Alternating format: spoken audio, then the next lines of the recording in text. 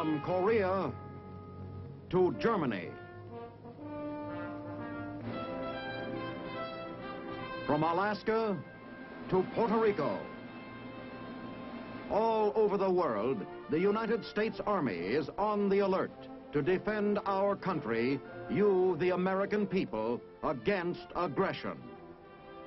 This is The Big Picture, an official television report to the nation from the United States Army.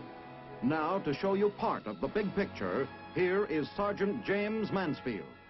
Today, we have another story of a famous unit, the 82nd Airborne Division, sometimes known as the All-American Division.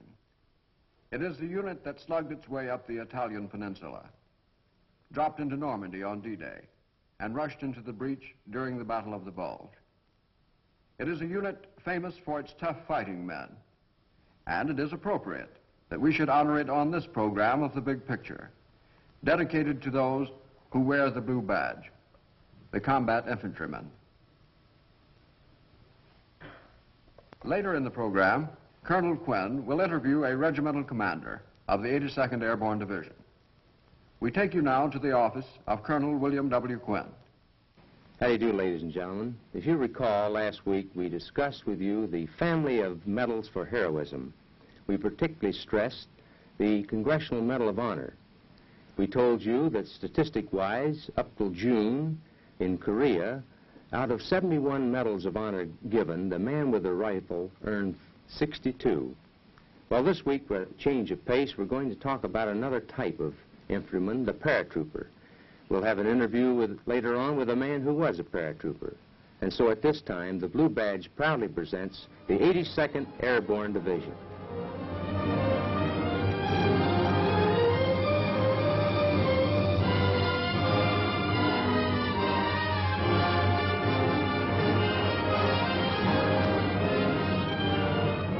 Beautiful sight, isn't it? You've got to look to the skies to see something pretty in war. Isn't much of it in ground fighting. Of course, this scene wouldn't be so pretty with flak in the skies tearing up planes, chewing up parachutes and troopers. Only this is a practice jump. New kids in the post-war 82nd Airborne. Fancy new planes and equipment. Those have changed. For the better, I guess. But one thing hasn't. One thing they can't improve. That's a fighting heart. The will to win. These kids have to have it. So did we when we joined the outfit in 1942. They called it the All-American Division because it came from all the states and made troopers of all kinds of guys. Or maybe it was All-American because we were winners all the time. It was a champion outfit, all right. Back in World War I, the 82nd Infantry Division had shown its stuff when it launched an attack to relieve the famous Lost Battalion and produce the greatest hero of that war, Sergeant Alvin York. And a great hero of World War II, General Jonathan Wainwright, who was a major then. So these rookies have a fighting tradition to follow. Next, you give them top flight generals. Omar Bradley, who took over in March 1942 and taught us how to fight on the ground. Matt Ridgway, who came after him in June and showed us how to fight from the air. Yeah, they gave us the best in leaders. And we had a rough time keeping up with them. They trained us. Brother, how they trained us. It was run and jump and climb and crawl, calisthenics, rifle range, shoot school, glider loading, practice jumps, crash landing. We took it for weeks and months. Training is continuous, the brass said. Continuous. It lasted from Fort Benning to North Africa, from Louisiana to the Sahara.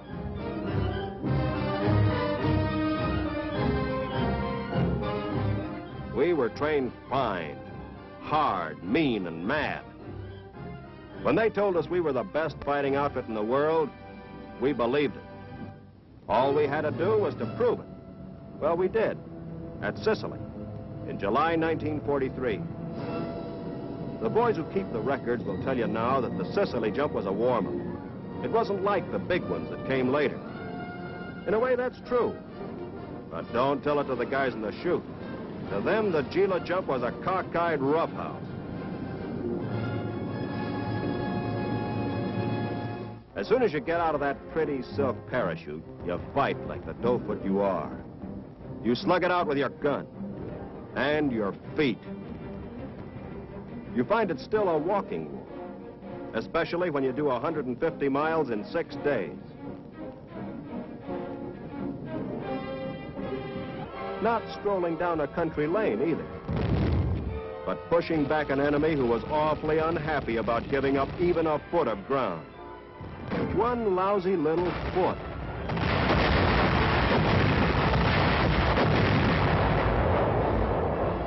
It was a rough initiation, but we'd proved airborne attacks would work. What's more, we'd saved the Allied beachhead. So they threw us in to save another.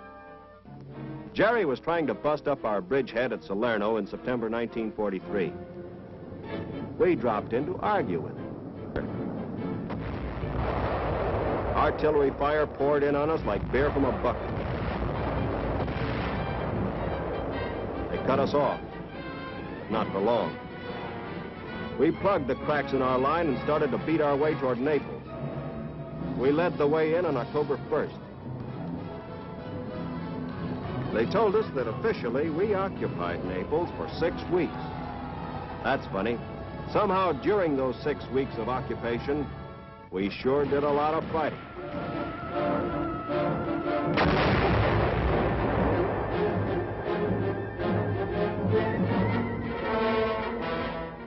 We crossed the Volturno River and took Isernia, Colli, Macchia, Boronelli, Cerro, Rocchetta, Venafro, one Italian town after another, like a Danny Kaye song. There were mountains, and there was mud, usually both. Of all the propaganda I ever heard, the line that got me sore was the one about Bella Italia, beautiful Italy. Instead of planes, we had mules, and glad to have them, too. The hills made moving supplies tough, and moving the wounded downright murderous. No one had it any tougher than the medics.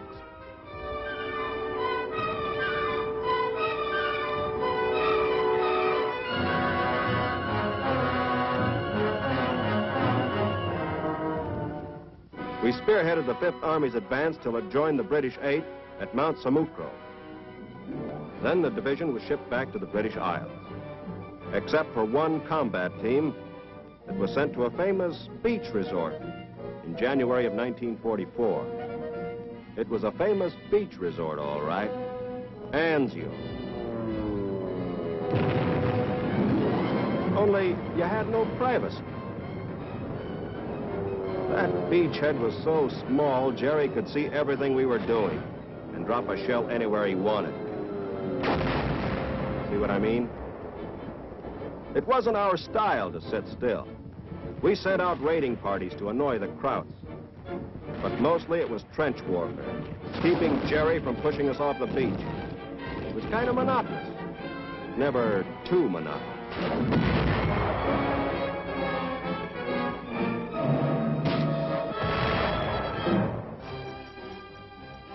The guys from Anzio caught up with the rest of the outfit at Leicester.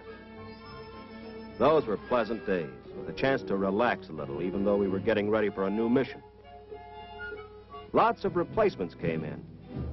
We gave them so much jump training, they yelled Geronimo when they stepped off the sidewalk.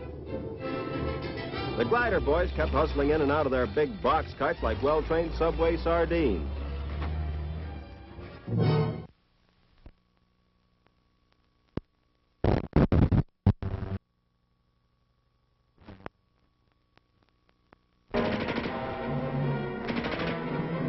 A battalion against a regiment. Dough-feet against army. We won, of course. The Nazi drive was played out. It was our turn. In January 1945, we cracked the Siegfried Line, just to start the new year right. Then somebody remembered we were due for a rest.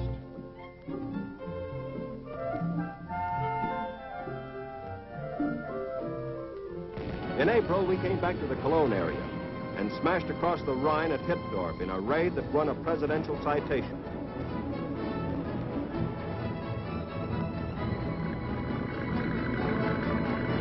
All the Allied armies were tearing across Germany like Sunday drivers. When we crossed the Elbe at Bleckede, we could see the finish line at last. But on May 3rd, at Ludwigslust, we won the super jackpot in Heinz. 145,000 live ones of the German 21st Army, handed to us wrapped in cellophane by their commanding officer, General von Tippelskirch. No wonder our adding machines broke down. Imagine a division of 15,000 troopers taking in an army, a whole army that had everything, from armor to everything. They really scraped both ends of the barrel to keep the war going. But there was no fight left in these Joes. The Nazi bully had hollered uncle. Well, the war was over. From fighting, we switched to parading. General Eisenhower chose us as the American Honor Guard for Berlin. Yeah, we were a snappy-looking bunch, but we never marched better than we did that day in January 1946 in New York City, when General Jim gave us...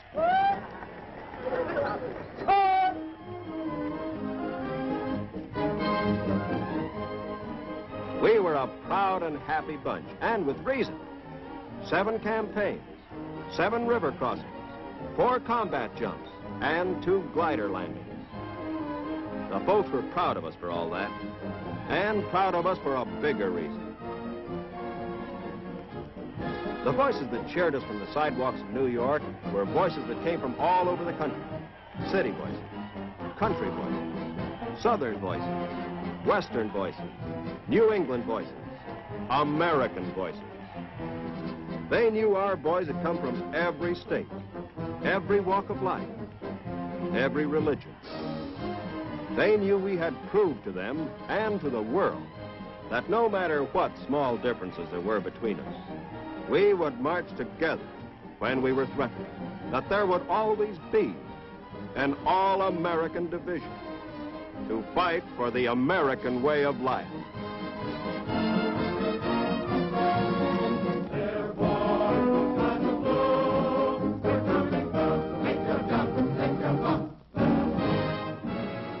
We have with us today Colonel Robert Weinecke of the 82nd Airborne Division. In all probability, you saw him in some of the scenes you've just witnessed. Bob, mighty glad that you could come with us today, and incidentally, where's your hometown? Oh, I come from Glencoe, Illinois. That's just outside of Chicago.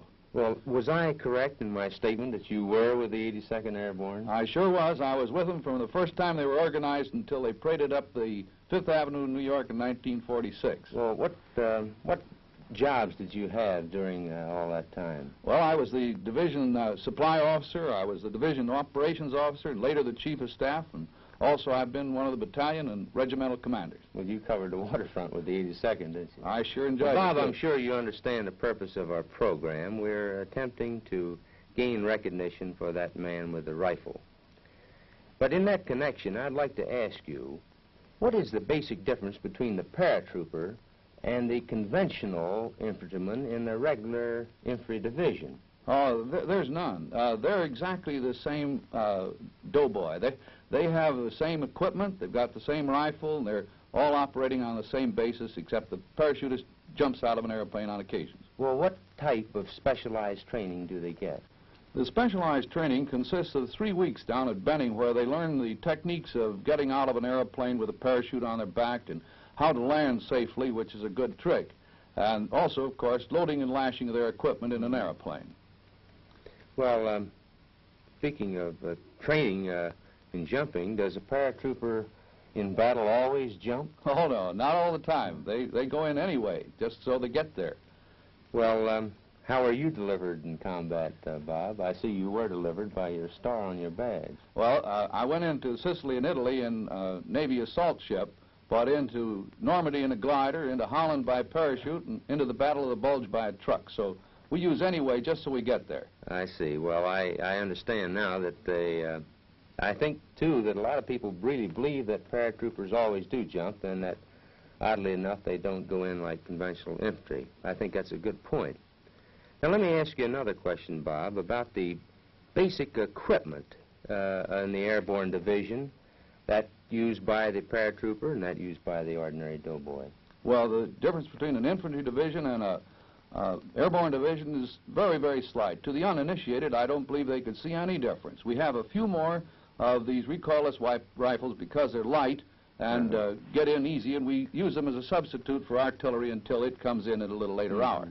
Well, in that connection, don't you have some pretty difficult problems in resupply once that you have jumped in or otherwise carried in? No, not particularly, because you see, the loading and planning for this is just as if you're going to use a truck, but we use an airplane instead. Well, how about ammunition and food and things like that? They come in by parachute in big containers. We now have a system where you can drop about 2,200 pounds at a crack. Right. Well, let me ask you one more, Bob.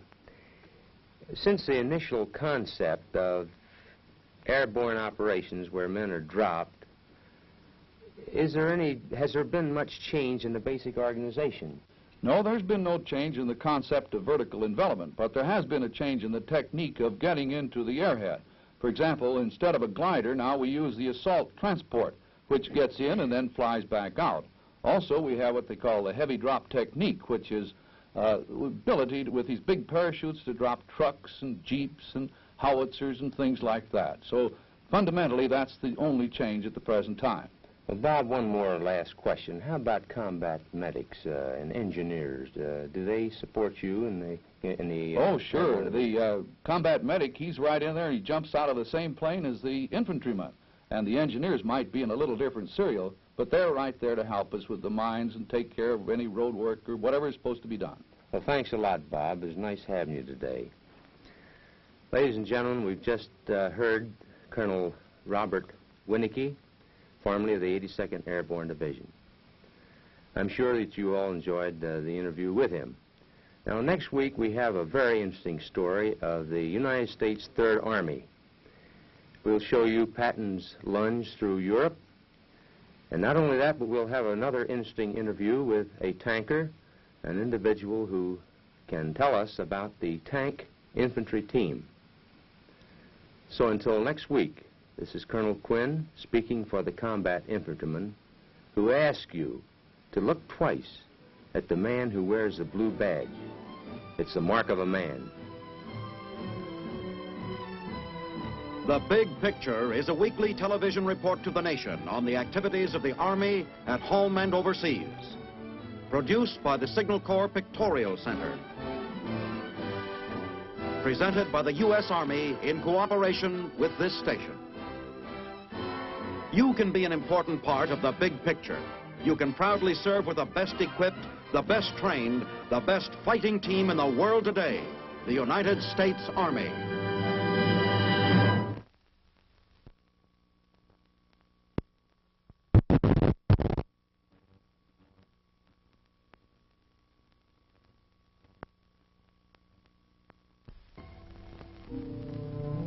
We had a feeling about our next operation. It had the word B-I-G, big, plastered all over it. Sicily and Salerno had been man-sized fights, all right, but they'd been just preliminary bouts. This one coming up was the main event. When we heard the field orders, we knew we'd guessed right. We were going into France, into Normandy, before D-Day, on the night of June 5th. Us and our kid cousin, the 101st, and the British 6th Airborne. Nothing before or after could be more important than this. For the first time, it hit us hard. We were making history. The Lord is my shepherd. I shall not want. He maketh me to lie down in green pastures. Everything moved swiftly and quietly that night, especially our thoughts. Yea, though I walk through the valley of the shadow of death, I will fear no evil.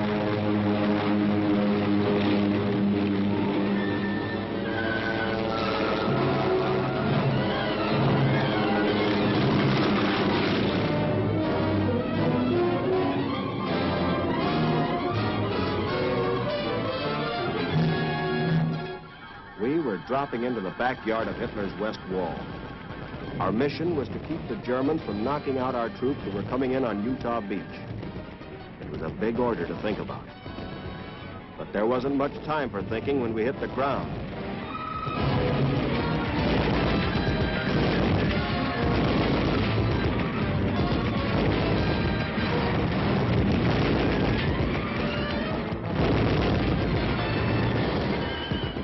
The jump had scattered our men, and we're outnumbered 4-1, even after our glidermen joined us. It was a tight spot, but we'd asked for it. That's why we were troopers. We started off by grabbing Saint-Mary-Glisse, key point in the German defenses, and the first town in France to be liberated. It was apple blossom time in Normandy. But the only posies Jerry was throwing was mortar and machine gun fire. We had to bleed for every orchard, every field, every hedgerow. For 33 days, we fought without relief and without reinforcements.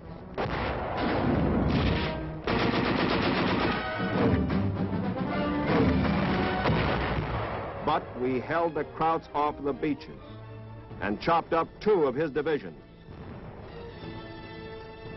We got chopped up some ourselves. Of the 13,000 men of the 82nd who went into Normandy, only 5,000 were left on their feet when they evacuated us July 14th.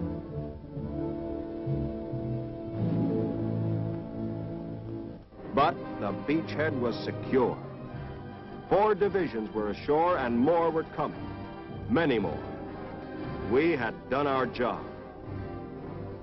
How well we had done it was told by the top man himself. It is to the airborne forces that immeasurable credit for the subsequent success of the Western operation belongs.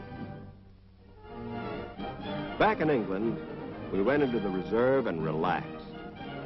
If you call parading relaxing.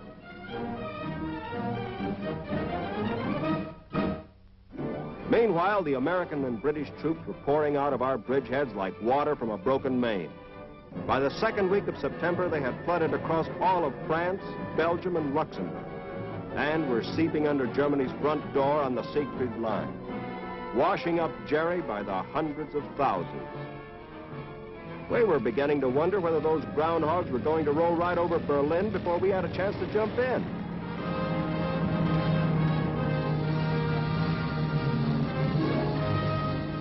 But we stopped worrying when General Jim Gavin, who followed General Ridgway as boss of the outfit, began to bear down on training. We were getting into the act once more. Only it wasn't Berlin. Not yet. The 82nd, the 101st, and the British 1st Airborne were going to drop into Holland. The idea was to use it as a jump-off position for a quick drive to Berlin. We knew how important it was from the way they fixed us up with plenty of everything.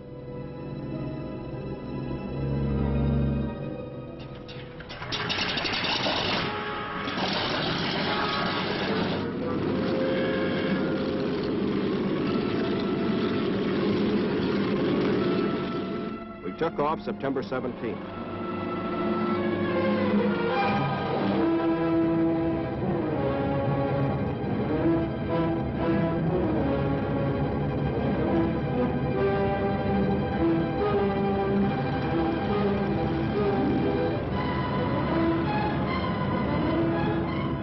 Big show, all right. I guess colossal would really be the word for it.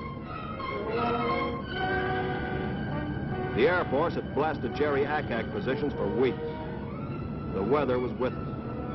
Our pilots were right on course. The drops went fine.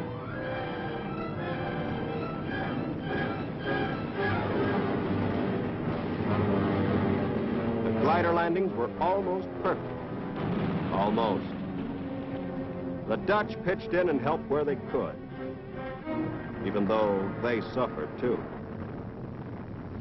There was no mistaking that they were glad to see us. The first few days were easy, easier than anything we had tried. Groesbeck, Grave, Moat were ours for the taking. The Air Corps boys kept us fixed up on supply pretty well.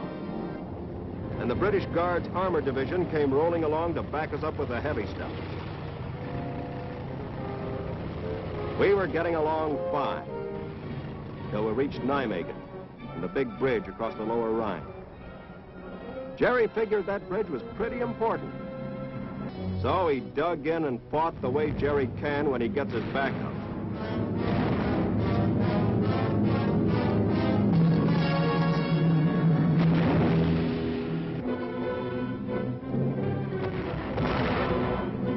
For 3 days, we fought to clear the bridge of snipers and secure the other side.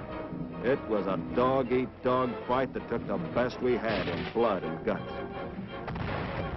But on the 4th day, British armor rolled across the bridge. The Krauts tried hard to get it back. They must have been nuts. No one was taking that bridge away from us. In December, they sent those of us who were left back to France for a rest and to train the rookies.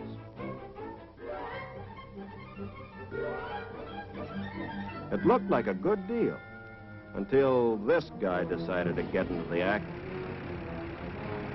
For a change, von Rundstedt was doing the attacking. Not only attacking, but putting everything he had into it.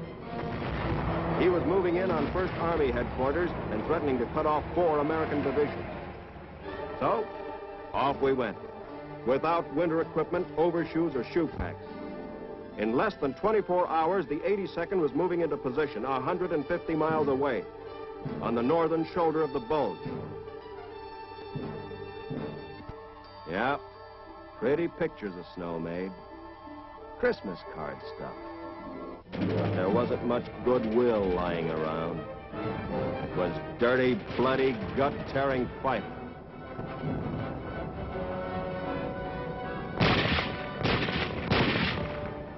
And the cold was worse than the bullets.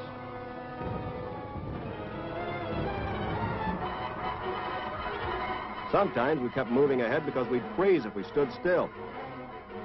Every medic was a hero in that white hell. There were plenty of heroes, fancy ones. Did you ever hear of Chenoo, where a battalion of our boys ran into a regiment of the cracked 1st SS Panzer Division? They had everything: artillery, tanks, self-propelled guns, half-tracks, and flak wagons. We? Oh, we had rifles, bazookas, grenades, and guts. So, we attacked.